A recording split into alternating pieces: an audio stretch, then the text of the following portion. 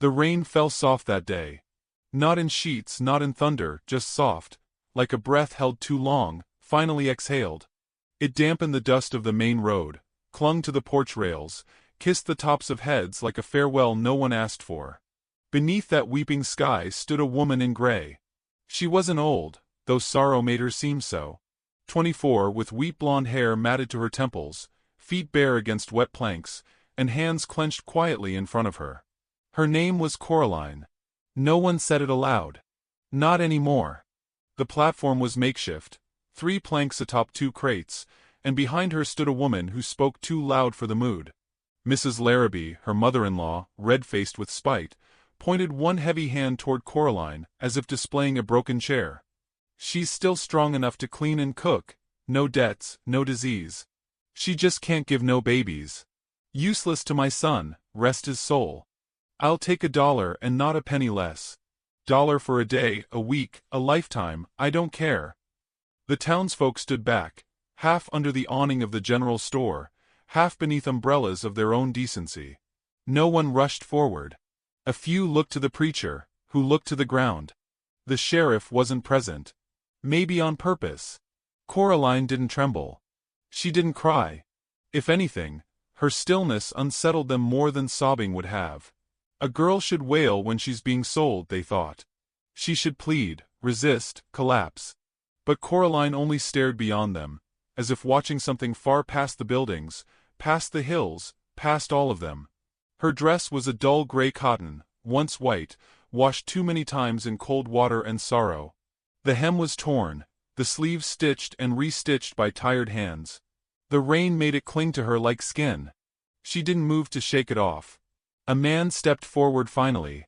Kyle Granger, owner of the saloon, cane in one hand and a pipe in the other.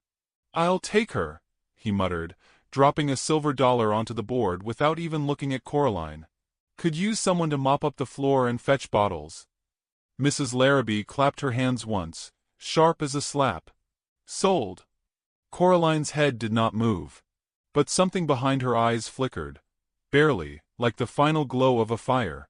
She turned, just slightly, to step down from the platform. She didn't look at the man who'd bought her. What would be the point? And then came hoofbeats. Slow, even. No one looked up at first. They'd all grown used to horses bringing more trouble than peace. But when the rider dismounted and the sound of 2 faint cries floated on the rain, heads turned. The man was tall, soaked to the bone, his coat hanging heavy with water. His beard was short, ragged from travel. In his arms, wrapped tight against the weather, were 2 bundles. They squirmed and whimpered, infants, both, red-faced and restless. He said nothing as he approached the platform. Just stared for a long moment at Coraline, rain running down his hat brim, pooling at his boots. Mrs. Larrabee scowled. "We're done here, stranger. She's sold." The man looked at her, then at Kyle Granger, then back to Coraline. His voice was low, roughened by trail dust and days without comfort. "She's not yours to sell." The words drifted in the rain, quiet as they were. Mrs. Larrabee sneered. "She's my dead son's wife. Useless now. Law says I got say over where she goes." "No," the man replied simply. "Law says people ain't property. Least not the good kind." He stepped forward and pulled from inside his coat 1 crumpled coin, a single silver dollar, and set it gently on the platform beside the first. The gesture wasn't loud. It didn't shout or demand. But it silenced the small crowd with something else entirely. "She comes with me," he said. "Not as wife. Not as servant. Just, she don't belong here." Coraline looked up. Just slightly. And he looked back at her, not with hunger or pity, but with something quieter. Recognition. As if he'd once stood on that same platform, in a different shape, and known the feel of rain and shame all the same. "What's your name?" Mrs. Larrabee spat. "Sam McAllister." "Don't know you." "You don't have to." Kyle shifted on his heels. "I already paid."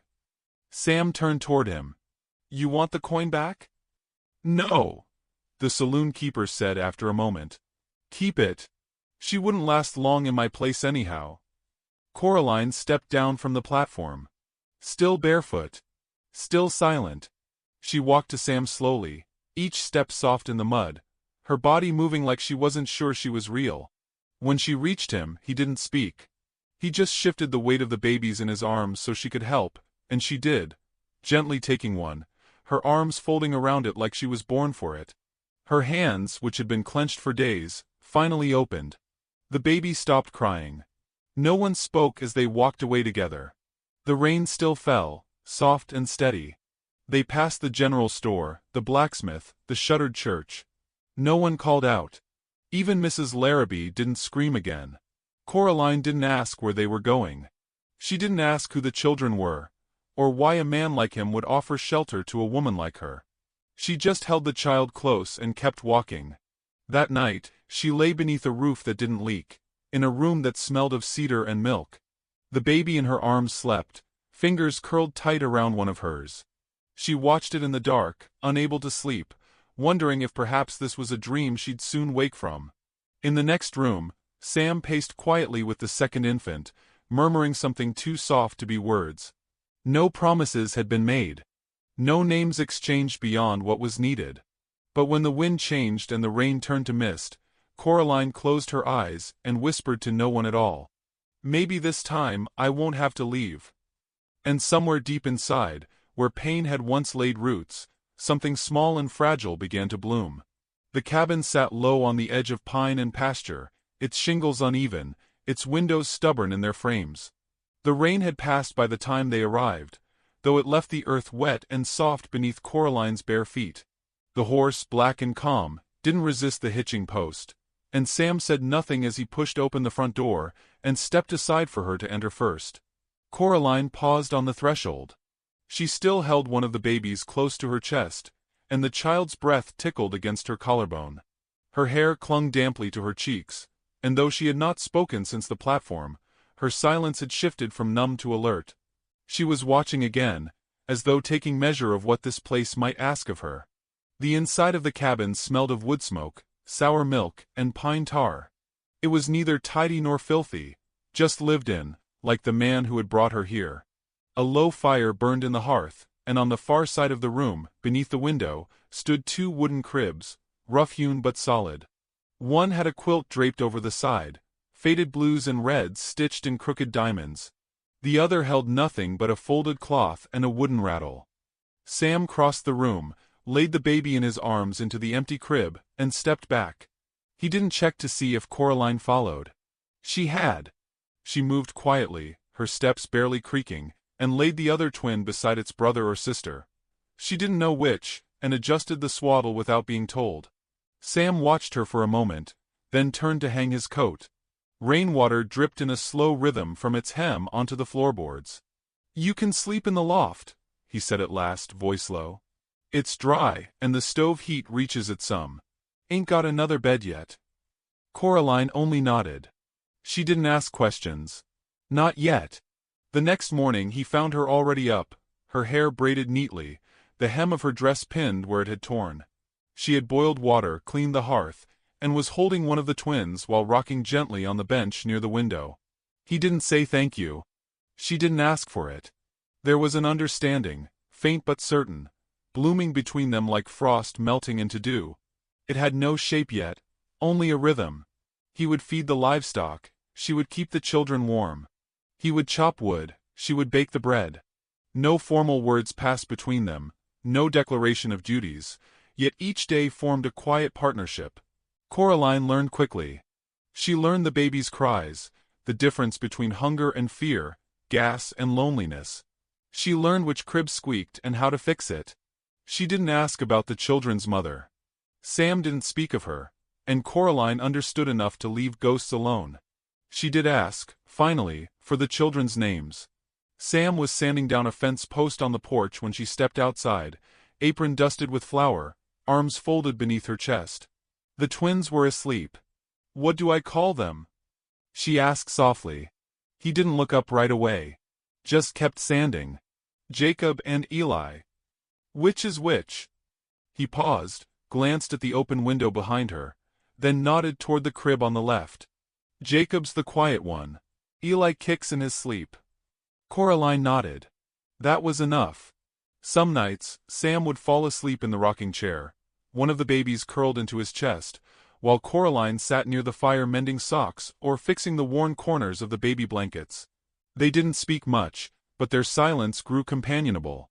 The kind that feels less like absence and more like trust. A few times, neighbors came by. Widow Gray brought over a pot of beans and 2 jars of pickled peaches, offering no questions and only a knowing look at Coraline. The blacksmith's wife passed on a basket of old baby clothes. No one said anything cruel. Not yet. Still, Coraline didn't go into town. She wasn't sure she belonged to it anymore. Her mind sometimes returned to the voice of her mother-in-law, sharp, accusing, full of certainty. Useless. Barren. A burden to bury. The words didn't ring as often now, but they lived inside her like old wasp nests. Dry, silent, but not yet emptied. Sam never touched her. Never asked for more than she gave. And that, perhaps, unraveled her more than any harshness could have. There were moments when she caught his eyes resting on her, not with desire, but with something gentler. Curiosity, perhaps. A sense of puzzle. Once, she cut her palm on the edge of the iron skillet, and he moved to help wrap it, clumsily tearing a piece of his shirt to make a bandage.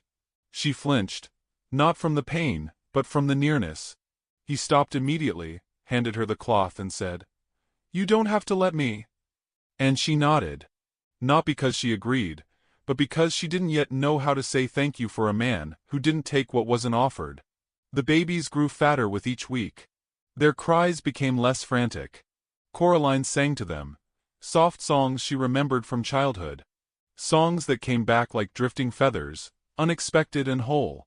One afternoon, as she peeled potatoes by the back door, she caught Sam watching her. Not directly, but from the barn's shadow. His sleeves were rolled, his hands raw from fence work. He looked older in the sun, not from age, but from weight. A man who had carried too much and didn't know how to set it down. She returned his gaze only briefly, then bent her head back to the task. The silence between them felt like the edge of something. Not love, not yet, but maybe the clearing before it. The cribs creaked less now. Coraline had tightened the joints and added folded cloth beneath the legs to stop the rocking. She spent hours near them, reading aloud from an old Bible she found beneath the bed upstairs. Not because she believed in all the words, but because the rhythm soothed the children, and maybe herself. One night, a sudden storm rattled the windows. Eli woke first, then Jacob, their cries sharp and full of fear. Sam rose from the floor where he'd been fixing a loose board and froze as Coraline stepped in ahead of him, wrapping both boys in one blanket and holding them close. She hummed a lullaby, not one Sam knew. Something southern, mournful and slow. He stood in the doorway watching. The lantern behind him cast his shadow across the wall behind her. Coraline rocked gently, her lips just above the baby's ears. When they quieted, she turned slightly, her eyes finding his. For once, she didn't look away. "You don't owe me anything," she said. "I know." She adjusted the blanket, settled the twins back into their cribs. The wind howled outside, but the room had gone still. "But I'd like to stay," she added. Sam didn't move. Just nodded once. The next morning, there was a wooden chair beside hers at the window bench. A second cup beside the coffee pot. His way of saying welcome. It wasn't love. Not yet. But it was something like trust. And trust, Coraline thought, might just be a better place to begin. Spring didn't announce itself with trumpet or thunder. It crept in, quiet and unassuming, softening the last frost in the soil, and coaxing the first stubborn greens from the earth. Coraline noticed it first in the sound of dripping eaves, in the way the breeze lost its bite, in the twins' faces brightening as the cabin grew less cold. Morning light fell more gently through the windows now, brushing her face as she rocked Eli in her lap, humming a tune that had no words. The days settled into rhythm. Sam worked the fields and split wood, tending the fence where winter had split it apart. Coraline kept the hearth warm, mended clothes, stirred pots, changed linens, soothed cries. The twins had grown rounder, stronger. Jacob had begun laughing in short gasps like hiccups. Eli, more solemn, watched everything with wide, quiet eyes. It wasn't a love story yet. It was something softer, deeper, like moss taking root in stone cracks, unhurried but sure. Coraline didn't flinch at Sam's presence anymore. She no longer hesitated when her hand brushed his while passing a plate. And Sam, for all his silence, seemed to watch her in small moments. The way she folded the blankets just so, how she leaned her head while listening to wind through pine. One morning, Sam returned from town with a packet wrapped in brown paper. He set it quietly on the table before going out to tend the chickens. Coraline opened it only after he left. Inside was a spool of blue thread, a small jar of honey, and a folded piece of cream-colored muslin. At the bottom, wrapped separately, lay a wooden comb carved with tiny wildflowers along its back. Her hand trembled slightly as she lifted it. He hadn't said a word.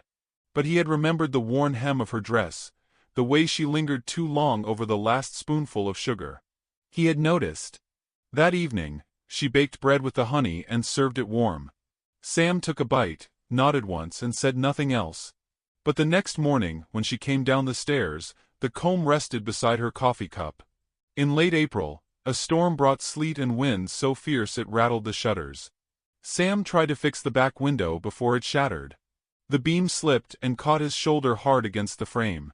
Coraline heard the crack before he fell, and by the time she reached him, he was clutching his arm, jaw tight, sweat pooling at his hairline.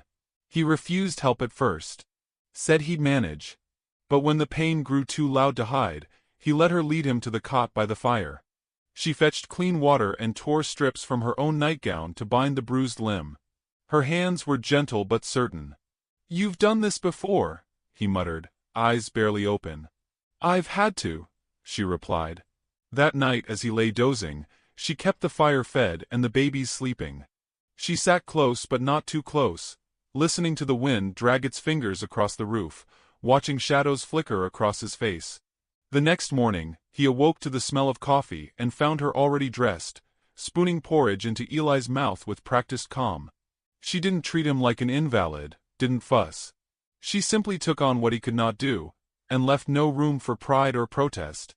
A week later, as his shoulder healed, they walked together to the edge of the field where the soil had thawed. Coraline brought seeds she'd found tucked behind the pantry. Sunflowers, marigolds, beans. She knelt and pressed each into the earth with care. Sam stood beside her, silent. "You ever grow flowers before?" he asked after a while.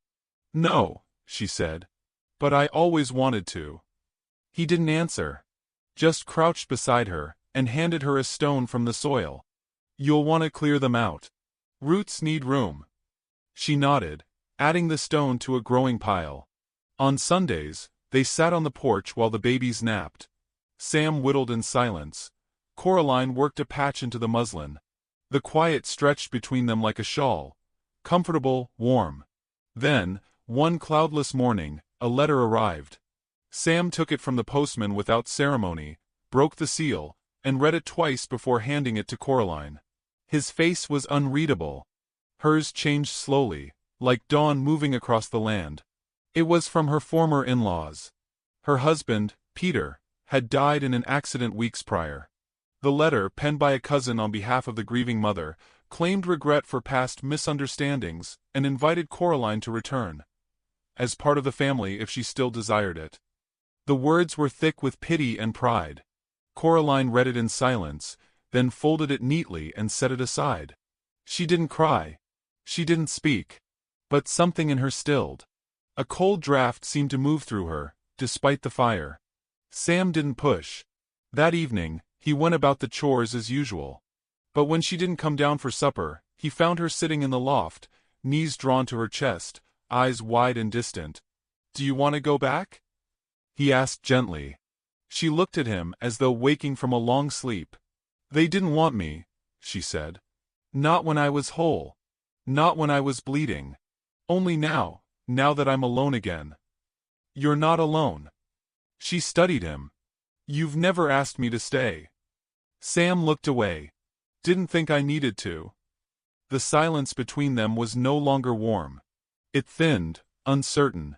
"I'm not your wife," she whispered. He met her eyes. "No. But you've been more family than I ever thought I'd find again." The twins stirred then, soft cries from below, and Coraline stood before her knees failed her. She passed him without a word. She held Jacob to her chest that night, rocking with the urgency of someone who needed to hold on to something. Anything. The next day, Sam found her outside by the flower bed, fingers deep in dirt. She wasn't planting. She was digging, careless, relentless, as though trying to reach something that wasn't there. He knelt beside her and gently took her hands. "They can't take you from here," he said. "Not unless you let them." She looked up, mud on her cheeks, eyes full and wet. "I'm scared," she admitted. "Me too." They sat in the dirt for a while, the sun warming their backs, the twins sleeping in the shade behind them. That night, Sam brought down a bundle from the attic. Inside was a small wooden chair, half-carved and unfinished. He set it on the table and lit the lamp. "I started this before," he said, running his hand over the grain. "Didn't know who for." Coraline stepped forward, brushing sawdust from the seat. The curves were uneven, the backrest slightly crooked. But it was sturdy. "Made with care. I'd like to finish it," he said. "For them." She ran her fingers along the edge. "And for me?" Sam hesitated, then nodded. "If you'll have it." That night, she rocked both boys in that chair, humming the tune they had come to know. Outside, the wind passed softly through the trees. No storm. No letter. Just the breath of a home still being built. In the dark, she whispered to the children, not knowing if they understood. "Maybe I was never meant to be a mother the way they wanted. But I can love you. I already do." She closed her eyes, their soft breaths rising and falling against her. And somewhere behind her, Sam placed the letter in the fire, watched it curl into smoke, and walked back to her side. The rain returned as if summoned by old grief. It came not softly this time, but with weight, soaking earth, swelling rivers, drumming a steady rhythm on the cabin roof like an old debt knocking at the door. The air turned cool again, and the wind carried with it the scent of something waiting. Coraline woke before dawn, unsettled. The babies stirred in their cribs, restless under patchwork quilts. She lit a small lamp, checked their foreheads, kissed their cheeks. No fever. Just unease. She dressed slowly, pinning up her hair, wrapping herself in a shawl, and moved through the cabin like a shadow. When Sam came in from the barn, wet to the elbows and quiet-eyed, she met his gaze with the same tightness in her chest. "Someone's coming," he said simply, shaking water from his hat. They both felt it. A kind of stillness before something breaks. By noon, the knock came.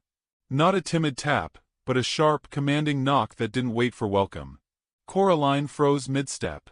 Sam reached the door first and opened it without ceremony. On the porch stood a wagon draped in oilcloth, its wheels sunk into the softened earth. And beside it, her mother-in-law. She hadn't changed much. Maybe more gray at the temples, more folds under her chin. But her posture was the same, rigid, self-righteous, unyielding. Rain streaked down her bonnet, her boots already caked in the wet clay of the yard. Coraline stood behind Sam, breath shallow. "Well," the woman said, eyeing the cabin. "You've been playing house, I see." Sam didn't answer. His hand rested on the doorframe. "I'm here for Coraline," the woman continued. "It's time she came back. Peter's gone, God rest him, and she belongs to what's left of our family. We got a place now, a proper one. She can be useful again." Coraline didn't speak. Her body had gone stiff, as if her muscles remembered how to be powerless. "She's not going anywhere," Sam said, voice quiet, like thunder from the edge of the plains. The woman narrowed her eyes. "She's not your wife. You've got no right." "I've got more than you ever had." "You're keeping her like property," she snapped. "No. I'm keeping her safe." Behind them, Jacob cried. Eli followed a heartbeat later, their wails sharp against the storm. "Those yours?" the woman asked, arching a brow. "I suppose you've let her play mother too, have you?" Sam didn't answer. But Coraline stepped forward then. Not behind Sam, not beside him, but just beyond him. "They're not mine," she said, her voice steady. "But I love them." Her mother-in-law laughed, brittle. Love. What do you know about love? You couldn't give a child to your husband, and you ran when things got hard. I didn't run, Coraline said. You sold me. Like a mule with a bad leg. The woman's lips thinned. I did what was right. You did what was cruel. For a moment, only the rain answered. Then the woman looked past Coraline, into the house, and smirked. You'll regret this. He can't protect you from everything. Sam stepped forward again. Not a threat, just presence. You should go. Or what? His jaw tightened. Or I'll ask the sheriff to escort you out. The sheriff doesn't interfere in family matters. Sam's voice went low. He will if I tell him you're harassing the mother of my children. The woman's face froze. But she's not. She is, Sam said. He didn't look at Coraline when he said it. He didn't have to. His voice had no tremble, no doubt. Coraline blinked, once. Her heart stuttered. The woman scoffed, turned, and sloshed back through the mud without another word. The wagon wheels groaned as they turned, spattering earth. The storm swallowed the last of the sound. Inside, the babies calmed. Coraline shut the door gently and leaned against it, her breath catching in her throat. You didn't have to say that, she whispered. Sam stared into the fire. I know. But you meant it. He nodded once. I did. She crossed the room, her steps careful, unsure. The air between them felt changed, stretched and reformed, like bread that's risen too long but still smells like home. The wind howled against the windows. A crack of thunder passed far off toward the hills. I'm not her daughter, Coraline murmured. Not anymore. Sam turned. No. You're mine now. If you want to be. She looked at him. Truly looked. The man who'd brought her home without expectation, who asked for nothing and gave everything slowly, like water soaking into dry land. I do, she said. That night, the babies grew feverish. Their little bodies burned beneath their clothes, their cheeks flushed deep pink. Coraline panicked first, then steadied. Sam gathered herbs Widow Gray had once gifted. They took shifts, rocking, soothing, wiping sweat from tiny brows. The night stretched long. Wind scratched at the roof. Rain poured like it would never stop. Jacob's breathing went ragged near dawn. Coraline held him against her chest, rocking, whispering his name like a prayer. Come on, little one, she said. You made it through worse. Don't leave now. I just found you. Sam paced the floor with Eli, murmuring low nonsense and fragments of lullabies. The fire dimmed. The lamp guttered. Still they held on. At sunrise, the fevers broke. Coraline wept quietly, rocking Jacob, her tears falling onto his damp curls. Sam knelt beside her, his forehead resting against her shoulder. I thought we were going to lose them, he whispered. But we didn't. No, he breathed. We didn't. They didn't sleep that day. Just sat side by side on the floor, cribs empty, babies asleep across their laps. Later, Sam rose, fetched a battered ledger from the shelf, and sat across from her at the table. He opened it, laid a folded slip of paper flat. What's this? She asked. Property deed. She frowned. You selling? He shook his head. Adding. She looked down. Her name was scrawled in ink beside his.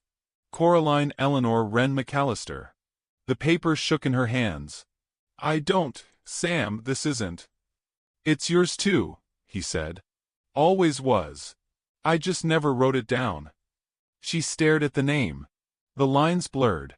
The room felt too small for the heart inside her chest.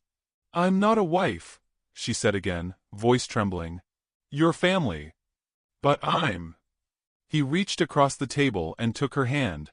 You're enough. For them. For me. The rain eased outside, dropping to a hush. The sky, still gray, cracked at the edges with pale gold. She looked down at their hands, calloused and small, weathered and soft, fingers twined without force. I don't know how to be loved, she whispered. Then we'll learn together. The fire cracked behind them. The twins stirred in their cribs, murmuring soft sounds of waking. And somewhere deep in Coraline's chest, where shame had once rooted, something new began to grow, not bold or sudden but real. Something like belonging. Under the wide breadth of summer sky, the land no longer wept. The rains had softened the world, washed it clean, and left behind a hush that felt almost holy. The grass grew higher than Coraline remembered, thick with life, nodding under the wind as if agreeing with some silent truth. The cabin stood proud at the edge of the meadow, a little steadier than before, the porch repaired, the cribs now tucked into the far room where the sun lingered longest. It had been 3 months since her mother-in-law rode away in mud and judgment. 3 months since the fever broke, since Sam placed her name on the deed, since Coraline whispered her first prayer not for escape, but for time to grow into this life she never imagined wanting.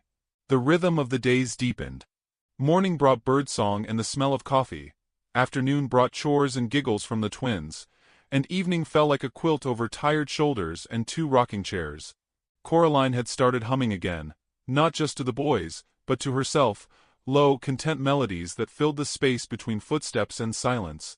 She wore color again, blues and soft earth tones. She braided her hair in new ways. Widow Gray had brought her a mirror one morning, and for the first time, Coraline did not turn from her reflection. She stared. She met her own eyes. And she did not flinch. Sam watched her quietly, as he always had. He didn't speak much of love, but he carried it everywhere, hidden in the fixed shutters, in the fresh linens, in the extra nails set in the porch rail where her fingers always rested. And Coraline, for all her cautious heart, had begun to place trust in that kind of love. The kind that didn't ask, didn't demand, only stayed. It was Jacob who first said it. A garbled half-word between porridge and play. Coraline had been sweeping when she heard it. "Ma!" She turned, frozen, the broom still against the floor. The child stood wobbly by the table, face sticky with jam, arms raised. She dropped the broom and scooped him up. His little hands gripped her braid. She kissed his temple, once, twice, her throat tight. She didn't correct him. She didn't want to. That night, she told Sam. He'd been repairing the shed door, lantern light flickering across his brow. She stood in the doorway, arms folded, heart thudding. "He called me Ma." Sam didn't stop working. Just nodded once. "He knows who you are." Coraline stepped down onto the grass. "Do you?" This time, he looked at her. Really looked. "You're the woman who came into this house with nothing, and made it more than I ever had. You're the one who sings them quiet and kisses their bruises. I know who you are. And who am I to you?" His voice came slow, quiet, steady as the river that ran near the edge of the field. "You're my home." She hadn't expected that. Not from him. Not so plain. But it broke something open inside her. Something old and rusted, something she hadn't dared name. He crossed the space between them, took her hands and didn't let go. "You ever want to call this a marriage, Coraline, you say the word. You want it to stay like this, quiet and true, that's fine too. I won't ask more than you want to give." "I already gave it," she whispered. "It just took me time to notice." She kissed him then. Not in fire or frenzy, but in soft certainty. He kissed her back the same way. The next week, Widow Gray came with a basket of eggs and the softest smirk.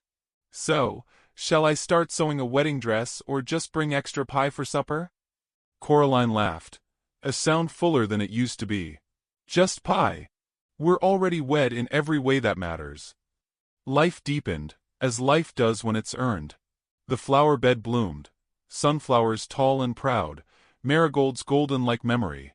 The boys toddled through the field, fists full of clover, their laughter rising like birds from the brush. Coraline taught them songs. Sam taught them quiet. Between them, the boys learned everything good. But peace never lives forever without test.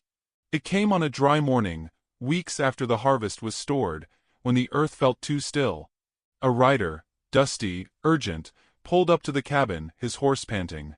"Trouble in town," he said. "It's Larrabee. She's back." Coraline stood on the porch, one hand on Jacob's shoulder.